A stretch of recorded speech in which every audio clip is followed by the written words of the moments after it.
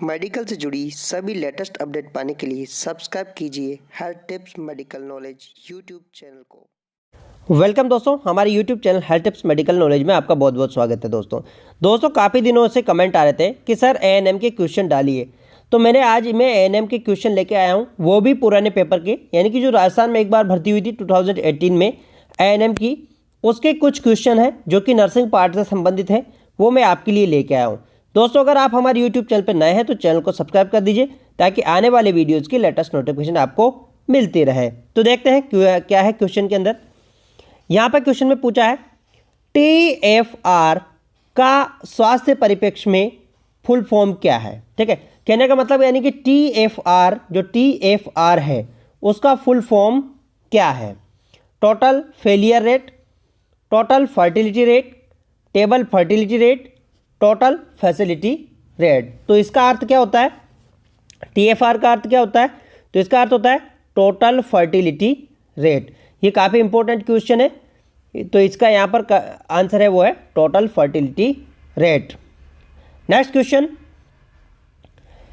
में पूछा है HbA1c। ठीक है, HbA1c का स्वास्थ्य परिप्रेक्ष्य में क्या फुल फॉर्म है, यानी स्वास्थ्य परिप्रेक्ष्य का मतलब यानी कि हेल्थ सिस्टम में HbA1c को क्या कहते हैं।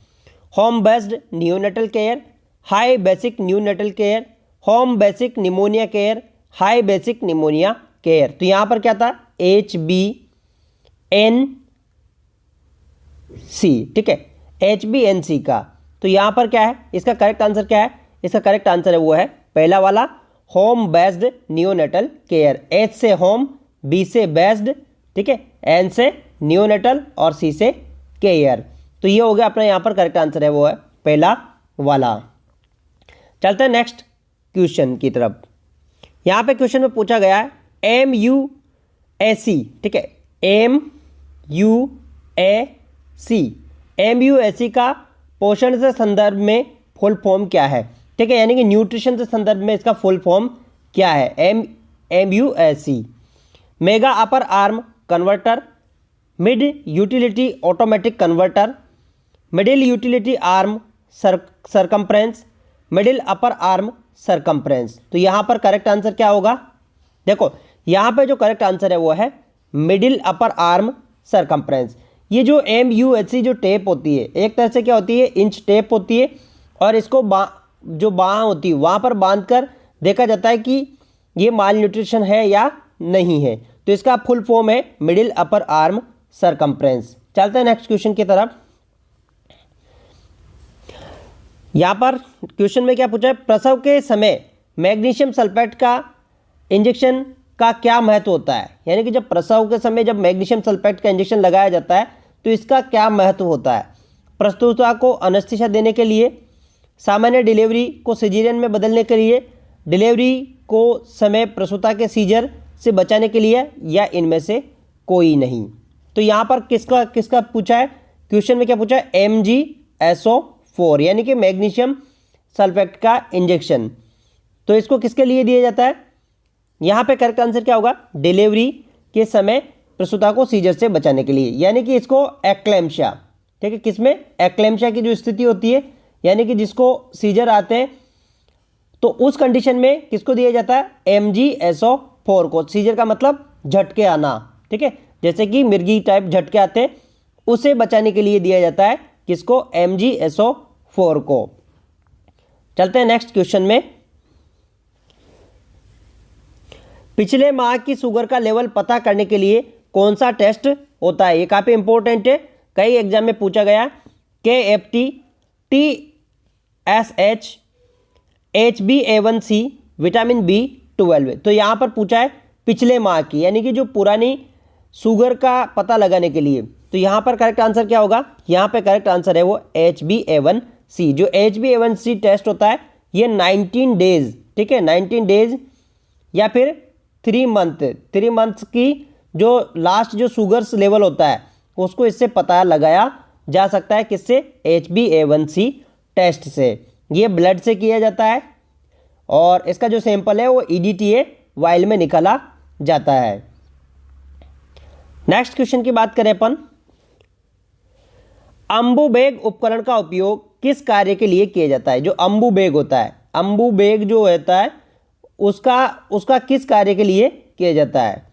नवजात शिशु को शासन देने हेतु, नवजात शिशु को उचित तापमान देने के लिए, रोगी के मूत्र में एकत्रित करने के लिए, उपरोक्त में से कोई नहीं। तो यहाँ पर करेक्ट आंसर क्या होगा? यहाँ पे जो करेक्ट आंसर है नवजात शिशु को श्वासन देने हेतु। जो श्वासन होता है, यहाँ पर शासन लिखा गया है, श्वासन है ये, श्वासन, ठीक है, यानी कि एक तरह से रेस्पायरेशन, रेस्पायरेशन देने हेतु किसके लिए यूज किया जाता है इसको? अम्बुबेग को रेस्पायरेशन देने के लिए। ऐसा होता है अम्बुबेग, एक यहाँ पर ऐसा लगा रहता है और पीछे से एक ऐसा बैग की टाइप से होता है ऐसे, ठीक है। इसको दबा के यहाँ से इसको माउथ पे लगाया जाता है, किसके? जो बेबी होता है उसके माउथ पर लगाया जाता है रेस्पायरेशन देने के लिए। चलते हैं नेक्स्ट क्वेश्चन की तरफ। स्वास्थ्य क्षेत्र में पार्टोग्राफ का उपयोग किस गतिविधि से संबंधित है? यहाँ पर क्वेश्चन में पूछा है पार्टोग्राफ का संबंध किस गतिविधि से संबंधित है? प्रसव के संबंध में, शिशु को उचित तापमान देने के लिए, नसबंदी, हीमोफीलिया के ट्रीटमेंट के संबंध में। तो पार्टोग्राफ किसके लिए यूज किया जाता है? यहाँ पे करेक्ट आंसर क्या होगा? प्रसव के संबंध में। जो पार्टोग्राफ होता है एक प्रकार का ग्राफ होता है, इसमें मॉनिटर किया जाता है। और किसको मॉनिटर किया जाता है? प्रसव से संबंधित को इसमें मॉनिटर किया जाता है, किसमें? पार्टोग्राफ में। चलते हैं नेक्स्ट क्वेश्चन की तरफ। पेंटाथोनिक एसिड को किस नाम से जाना जाता है? जो पेंटाथोनिक एसिड होता है उसे किस नाम से जाना जाता है? B1, B5, B12, उपयुक्त में से कोई नहीं। तो यहाँ पर करेक्ट आंसर क्या होगा? पेंटाथोनिक एसिड की बात कर रहे हैं अपन, तो पेंटाथोनिक एसिड वो जानते हैं अपन B5, जो B5 होता है उसे हम पेंटाथोनिक एसिड के नाम से जानते हैं। नेक्स्ट क्वेश्चन की बात करें अपन। पेंटावेलेट वैक्सीन निम्न में से कौन सी बीमारी को दूर नहीं किया जा सकता है? टिटेनस, हिब, निमोनिया, काली खांसी। तो यहाँ पर करेक्ट आंसर क्या होगा? यहाँ पर करेक्ट आंसर है वो है हिब। देखो यहाँ पर जो हिब है, जो इसका पेंटावेलेट वैक्सीन में क्या होता है? DPT, ठीक है, DPT होता है। और क्या होता है? हेपेटाइटिस बी होता है और होता है इन्फ्लुएंजा, ठीक है, इन्फ्लुएंजा होता है और इन्फ्लुएंजा। तो यहाँ पर जो करेक्ट आंसर है वो क्या है? देखो हिब है, हिब कोई बीमारी नहीं होती है। यहाँ पर बात करें टिटनस बीमारी होती है, निमोनिया होता है, काली खांसी होती है। देखो यहाँ पर डी से डिप्थीरिया, पी से पर्टोसिस, टी से टिटनस, एस से हेपेटाइटिस बी और एक है इन्फ्लुएंजा का। हिब कोई बीमारी नहीं होती है। तो यहाँ पर करेक्ट आंसर है वो है दूसरा वाला। चलते हैं नेक्स्ट क्वेश्चन की तरफ। H1 विषाणु किससे संबंधित है? ये जो H1N1 है ये किससे संबंधित है? AIDS, bird flu, dengue, swine flu. तो H1N1 किससे संबंधित है? यहाँ पर करेक्ट आंसर है वो है स्वाइन फ्लू। जो स्वाइन फ्लू होता है उससे संबंधित है कौन?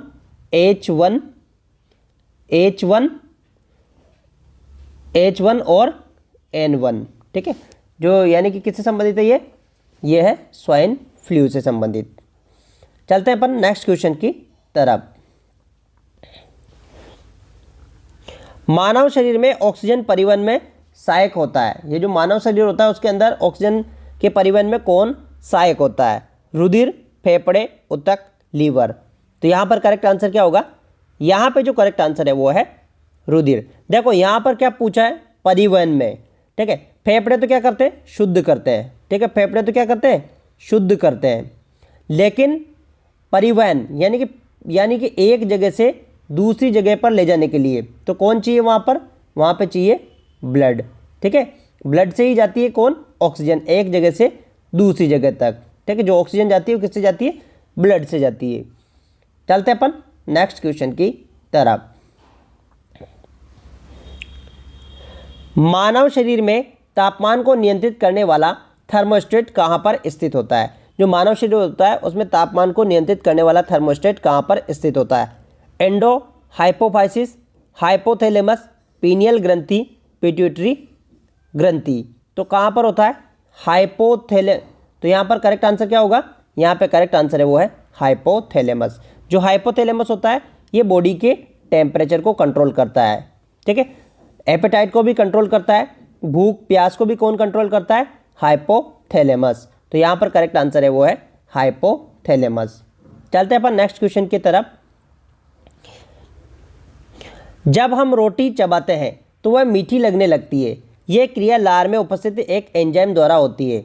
रोटी के स्टार्च को शर्करा में बदलने के फलस्वरूप होती है वह एंजाइम है। यानी कि जब हम रोटी चबाते हैं तो धीरे धीरे वो क्या होती है? मीठी लगने लगती है। ये किस वजह से होती है? रोटी में जो स्टार्च होता है, स्टार्च, ठीक है, स्टार्च होता है, इसको किस में बदला जाता है? शुगर में, ठीक है। तो यहाँ पर क्वेश्चन पूछा है कि कौन सा एंजाइम है जो शुगर में बदलता है? Lysosome, ptyalin, pepsin, amylase. तो यहाँ पर करेक्ट आंसर क्या होगा? यहाँ पे पूछा है लार का, तो लार में सबसे ज़्यादा कौन सा उपस्थित होता है? टाइलिन। तो यहाँ पर करेक्ट आंसर है वो है टाइलिन, ठीक है। नेक्स्ट क्वेश्चन की बात करें अपन।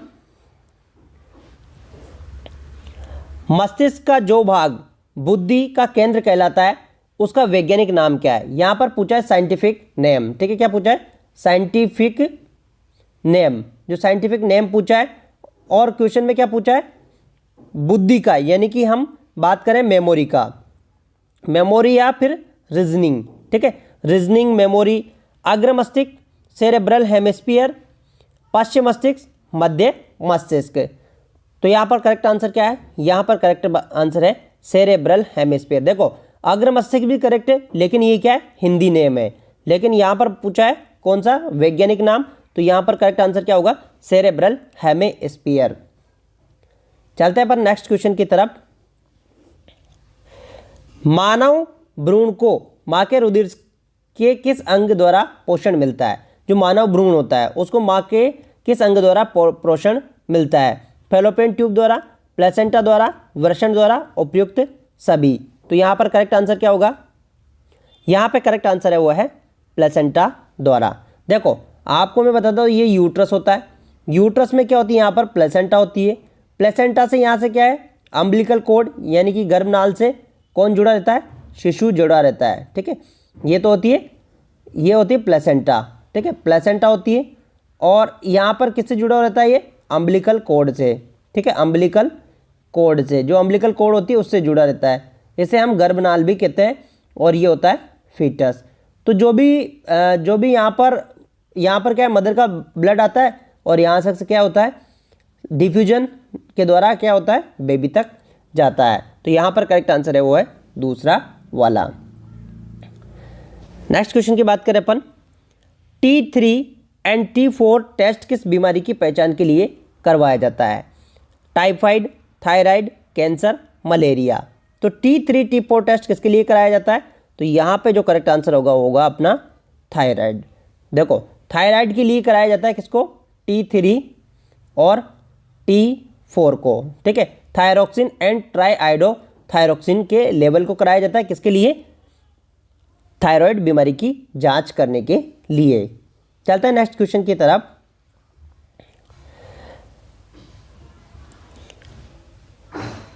PCPNDT अधिनियम किस प्रकार का नियंत्रण करता है? PCPNDT अधिनियम किस प्रकार का नियंत्रण करता है? लिंग प्रतिषेध तकनीकी, कन्या भ्रूण जांच, ऑब्लिक हत्या को रोकने हेतु, गर्भपात के गैरकानूनी निपटारे के विरुद्ध, निजी क्षेत्र में चिकित्सा संस्थान ऑब्लिक जांच केंद्रों पर नियंत्रण, अधिकृत दवाइयों की रोकथाम। यहाँ पर बात करें अपन PCPNDT, ये काफ़ी इंपॉर्टेंट है, कई एग्जाम में पूछा जा चुका है। तो ये क्या काम ये किसके ऊपर काम करता है? तो यहाँ पर करेक्ट आंसर होगा अपना वाला होगा, वो होगा पहला वाला। देखो लिंग प्रतिषेध तकनीकी द्वारा, यानी कि हम सोनोग्राफी द्वारा कन्या भ्रूण की जांच को भी रोकते हैं और हत्या को भी रोकते हैं, इसी के अंतर्गत आता है।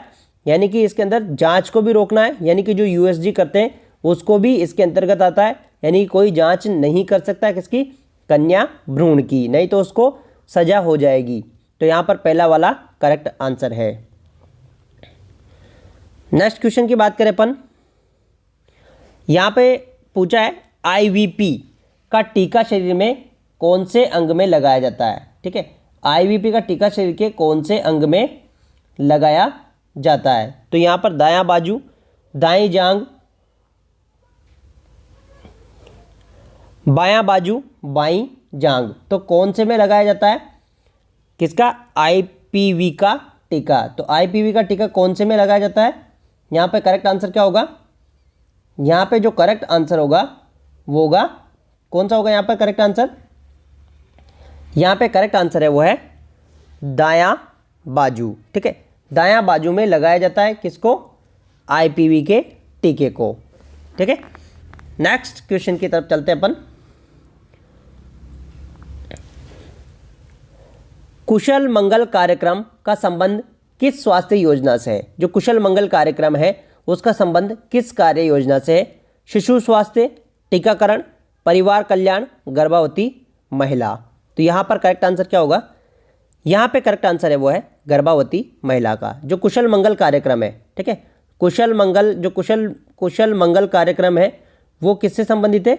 गर्भवती यानी कि प्रेग्नेंट लेडी से, यानी प्रेग्नेंट वुमेन से संबंधित है, क्योंकि इसके अंदर क्या होता है? प्रेगनेंसी का पूरा एंटीनेटल केयर किया जाता है। तो ये है करेक्ट आंसर चौथा वाला। नेक्स्ट क्वेश्चन की बात करें अपन, आशा की पूरा नाम क्या है? ये काफ़ी कई बार क्वेश्चन पूछा जा चुका है। Absolute system health activist, accredited social health activist, amazing social health activist, accredited social human activity. तो इसका फुल फॉर्म क्या है आशा का? तो यहाँ पर करेक्ट आंसर क्या है? यहाँ पर है वो है एक्रेडिटेड सोशल हेल्थ एक्टिविस्ट। ठीक है, ये इसका करेक्ट आंसर है। नेक्स्ट क्वेश्चन की बात करें अपन, क्वेश्चन बहुत सिंपल है लेकिन थोड़ा डिफिकल्ट भी हो सकता है। HIV तथा एड्स में क्या अंतर है? दोनों का अर्थ एक ही है। एड्स पहले होता है, HIV बाद में होता है। HIV संक्रमण के कारण एड्स की स्थिति पैदा होती है, पता नहीं लगता है। तो यहाँ पर करेक्ट आंसर क्या होगा? यहाँ पर क्वेश्चन में पूछा है HIV तथा एड्स में क्या अंतर है। तो यहाँ पर करेक्ट आंसर क्या है? यहाँ पे करेक्ट आंसर है वो है तीसरा वाला। देखो HIV क्या है? एक ह्यूमनो इम्यून जो वायरस होता है, HIV जो वायरस होता है, इसकी वजह से क्या होता है? एड्स की स्थिति पैदा होती है। क्या होती है इसकी वजह से? जो एड्स होता है उसकी स्थिति पैदा होती है किसकी वजह से? HIV के इन्फेक्शन की वजह से। तो यहाँ पर करेक्ट आंसर है वो है तीसरा वाला। तो थैंक यू दोस्तों, अगर वीडियो आपको पसंद आया तो वीडियो को लाइक और शेयर और सब्सक्राइब कर दीजिए ताकि आपको आने वाली वीडियोज़ की लेटेस्ट नोटिफिकेशन मिलती रहे।